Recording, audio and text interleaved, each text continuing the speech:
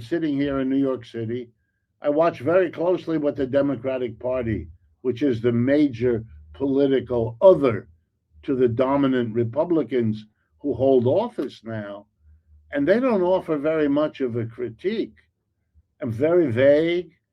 And the business community, who is in the end the arbiter here, is absolutely okay with what Mr. Trump is doing. They are right now his strongest support.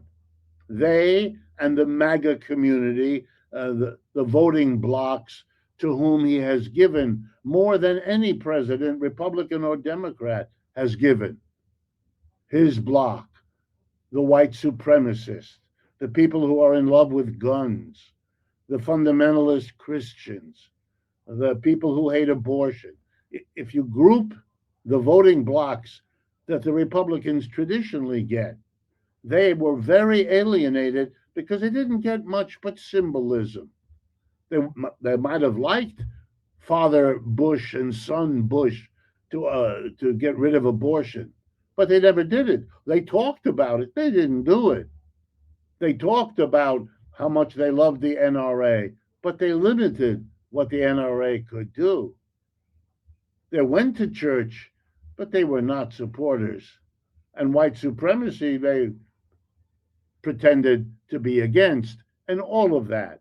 So Mr. Trump has them, the ones for whom he has done more than anybody else, and the business community.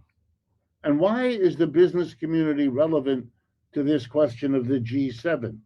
Because the business community, led by Mr. Trump at this point, agrees with him. They agree that we, the United States, we don't need a partnership with Europe. What we need from Europe is tribute.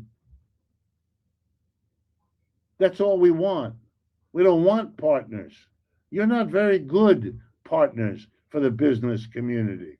You're either competitors, and we're going to beat you at it, or you can pay tribute.